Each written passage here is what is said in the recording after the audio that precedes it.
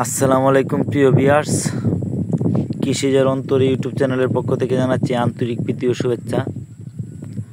তো পরন্ত বিকেলবেলা ভিডিওটা করতেছি শুধু আপনাদের দেওয়ার জন্য। ধৈর্য সহকারে সবটুকু ভিডিও দেখবেন।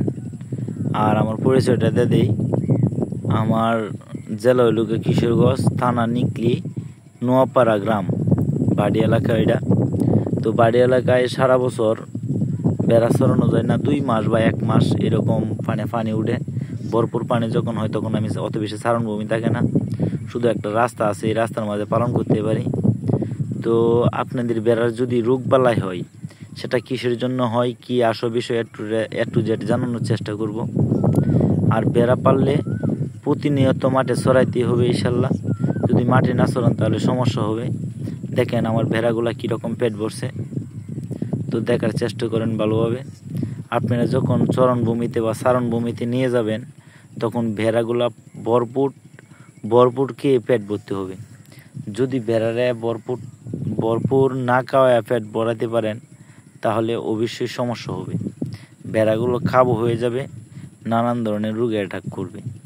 তো অবশ্যই যারা ভেড়ার খামার করবেন তারা চারণভূমিতে ভেড়া চড়াবেন, ভেড়ারে পর্যাপ্ত পরিমাণ খাওয়ান দিবেন, ভেড়ারে খাওয়ান দিবেন, ভেড়া আপনারে খাওয়ান দিব।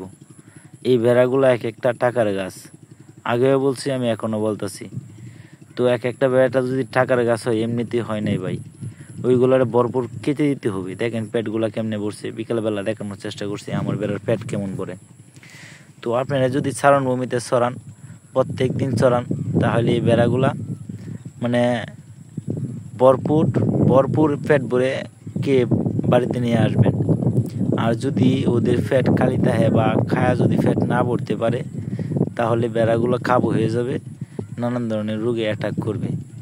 তাই দয়া করে কেউ এরকমভাবে খামার করেন না যারা ভেড়ারা খাওয়ান দিতে পারবেন না। ভেড়ারে আপনি খাওয়ান দিবেন, ভেড়া আপনাকে খাওয়ান দিবে। ভেড়ারে আপনি যত্ন করবেন, ভেড়ার থেকে টাকা পাইবেন, ওইটাতে প্রচুর পরিমাণ লাভ আছে ইনশাল্লাহ। আপনারা যারা ভাবতেছেন ভেড়ার খামার করবেন, ইনশাল্লাহ করতে পারেন। আর যদি খামার করেন অবশ্যই চারণভূমি লাগবে। যদি চারণভূমি ছাড়া ভেড়ার খামার করেন তাহলে আপনার খামার টিকবো না। কারণ দেখেন আমার ছোটো ছোটো বাচ্চাগুলা কেমনে চারণভূমিতে খায়। এই চারণভূমিতে যখন খাইব তখন ভেড়াগুলা পর্যাপ্ত পরিমাণ সকল ধরনের পুষ্টির উপাদান পেয়ে যাবে। আবার আমার ভেড়ারে এক মুঠো দানাদার খাদ্য দিই না, সারা বছরেও দিই না।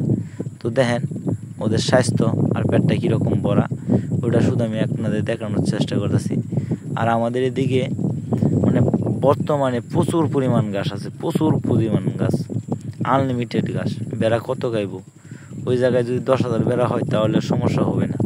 আর আমাদের এদিকে শুধু আমি একাই বেড়ার খামার করছি, যার কারণে আমার চড়াইতে সমস্যা হয় না, আর বেড়ার খাওয়ানোরও সমস্যা হয় না। যদি আরও 2-4টা বেড়ার খামার হইতো তাইলে হয়তো বা আমার বেড়া চড়াইতে সমস্যা হইতো। আমি গ্রামের মানুষ, প্রথম অবস্থায় একাই আমি শুরু করছি, ইনশাল্লাহ রেজাল্টও ভালো।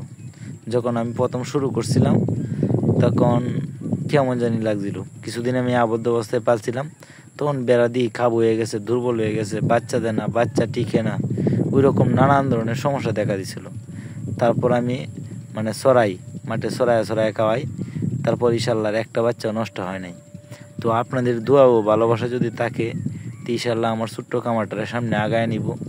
আর আমারও স্বপ্ন আছে বেড়ার খামারটার একটু আগায় নিব।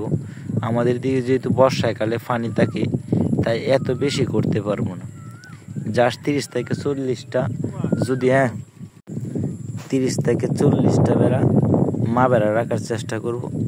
যদি আমার 30টা বা 40টা মা বেড়া থাকে তাহলে আমার চলবে।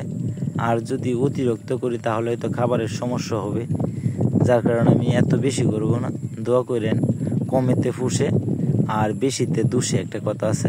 তো অল্প হইলেও ভালো, যদি বেড়াগুলোরা সুন্দরভাবে পালতে পারেন, ওইগুলোরা সুন্দরভাবে খাওয়াইতে পারেন।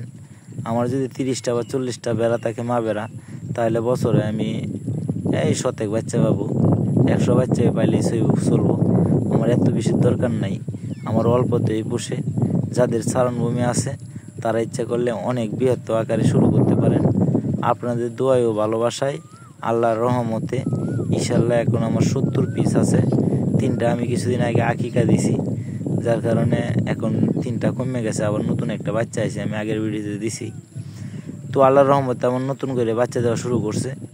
তো আমার এখন যে পাটা বাচ্চাগুলো আছে ওইগুলো বিক্রি করে দেন, পানিও আসা শুরু করছে, আর বেশি দিন লাগতো না পানি আয়া পড়বো। তো পানি আসার আগেই আমি ওইগুলো বিক্রি করে দিতাম, যে পাটাগুলো আছে, যেগুলো পাটা আর পাটি আছে আমার আসলে এমনি মানে সবগুলোই পাটা বাচ্চা হয়ে বেশি। যাই হোক, আল্লাহর ইচ্ছা, আল্লাহ চাইলে সবই পারে।